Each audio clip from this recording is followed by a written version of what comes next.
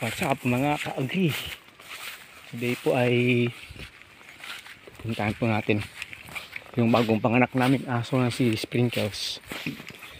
Ay na-transfer po siya sa ilalim dun sa munting bahay ng camping dati. Papaliwanag natin kung bakit natin siya i-transfer doon. Dadaan po tayo dito sa gilid ng goat house. Dito ko po siya i-transfer sa may maliit dyan na kubo ng kambing dati namin. Pakita natin sa inyo. So, yan dito po yan malapit sa tapat talaga ng bagong taniman natin ng nakatan. Open door, open gate. Kumusta na kaya sila dyan? Umiiyak-iyak ng baby. Oh, ayan na siya. Sprinkles. Wow, 5 po yung baby ni Sprinkles. Sandali, kunin natin para mapadede. Yan po. Ayan, dede kay nanay. Yan. Yan po, dito natin siya na i-transfer. Kasi po nanganak po siya dun sa taas. Dun sa lumang bahay namin doon.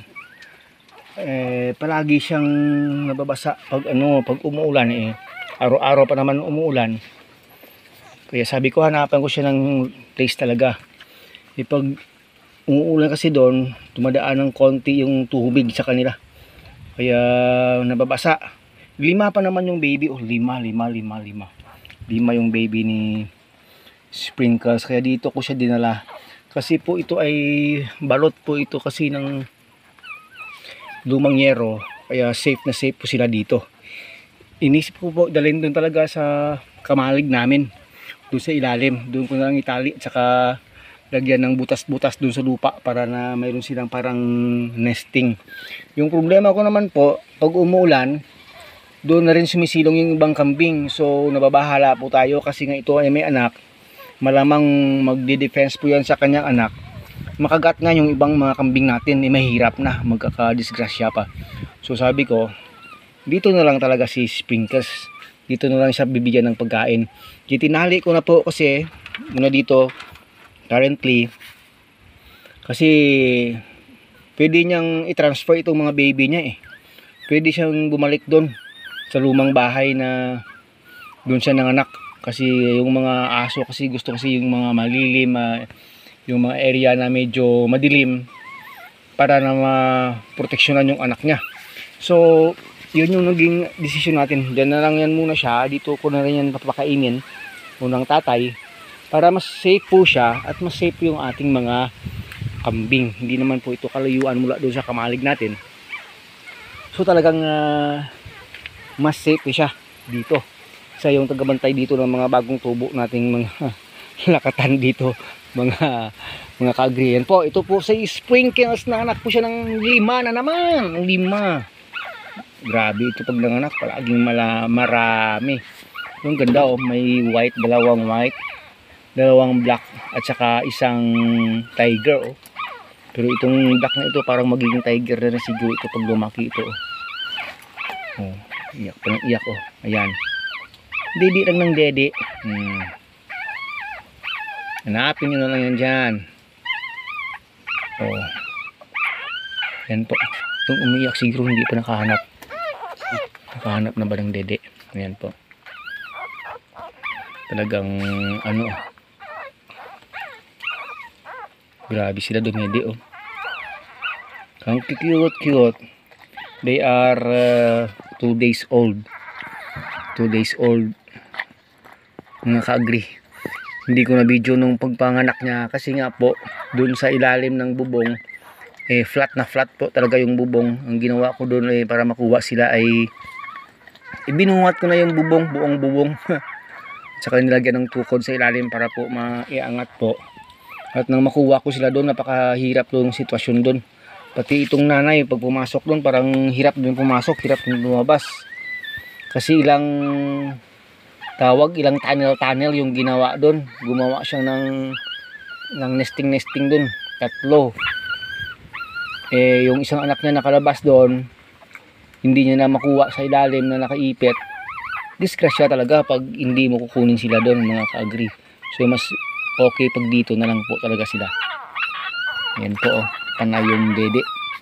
Panay yung dede, panay pa yung iyak. Nako, Sprinkles. Ang cute ng mga baby ni Sprinkles. Ano kaya ang ipapangalan natin dito sa mga baby niya? Oh, umihi, dinindilaan. Mga pets talaga, no? Pag umihi, pag tumae, kain ng nanay. Grabe, ganon. Lakas din na, lakas itong mga ito. Oh, ganda ng katawan, oh.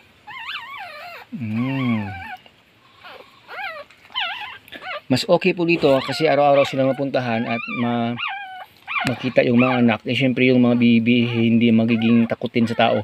Unlike before po, yung anak niya 7, lahat ayaw pahawak, lahat ayaw lumapit sa tao.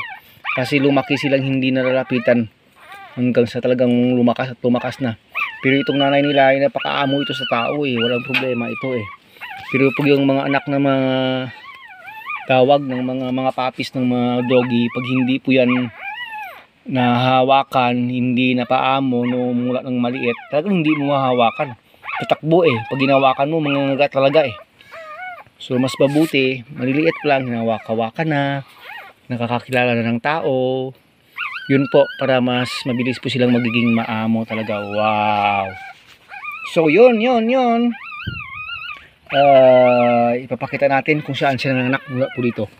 Hindi po natin kakatin yung video. Mula po dyan, dinala ko siya mula doon sa kanilang pinanganakan. Ipakita po natin saan siya nanganak.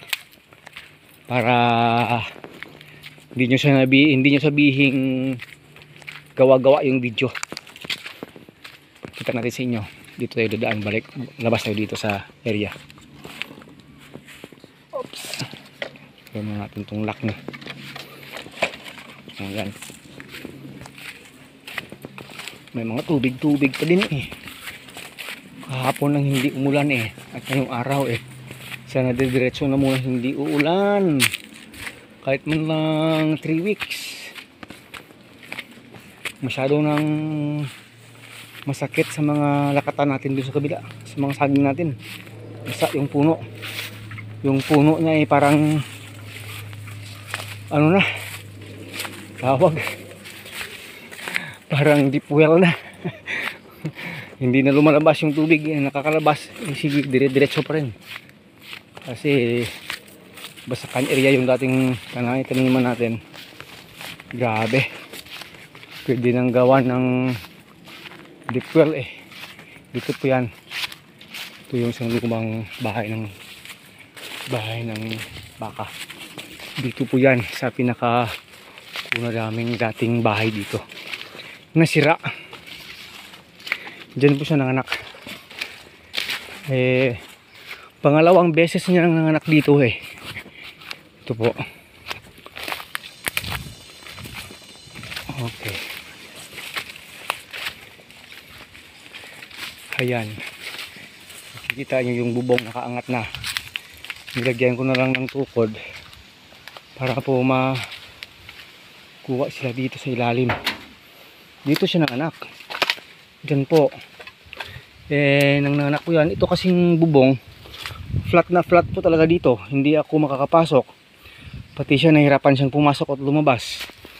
Mayroon siyang tunnel dyan, mayroon siyang tunnel dito. Dati mayroon pang tunnel dyan. Di kahapon nakita ko yung anak niya nandito na, hindi makakabalik. Kasi nga kahit siya kagat din niya balik, mahirap siyang makapasok. Dito palagi dumadaan, no? Papasok din, no? Dito din sa nanganak.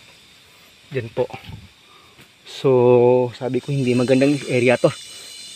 Ito may tendency kasi pag kinuha itong nakatukod, mahulog din itong bubong. So sabi ko baka gagawing pasilungan ng mga kambingin dito. Yung magandang gawin ko ay kukunin ko na rin ito, ibabalik ko na lang sa dati. Kasi nakatukod lang yan, oh. Yan lang yan, oh. Wala yung ano dito, fixtures dito. Pag ito nahanginan ng malakas, tumbal na. At saka may kambing dito. Kunwari nakasilong dito pag umulan ako. Diskrasya pa yung kambing ko. Makaldireta pa. So yung gagawin ko na ngayon ay kukunin ko muna yan to. Balik ko na lang sa dati. Para safe po. Hindi ko na may i-video. Wala tayong tripod. Sandali. So yun po, ganito yung sitwasyon, no. Nakalapat lahat ng bubong sa lupa. Pag dumaan siya dito, dito lang. Ganun po, dahil binaba ko na ito nakatukod kanina. Oh. Ito yung sitwasyon niya pag nandito siya. Ayan po, nakaganyan na tagalaga yung bubong. Kaya napakahirap pumasok, pati siya. At yung baby niya, pag pumunta doon sa nakapalupot doon sa ilalim, hindi makabalik, talagang may chance na mamamatay yung baby niya. Kaya na mas okay na matransfer sila mula doon sa ilalim, mga kambing.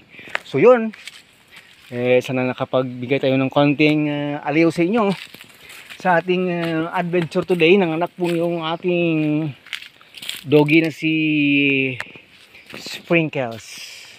Hanggang sa muli, back to the barracks.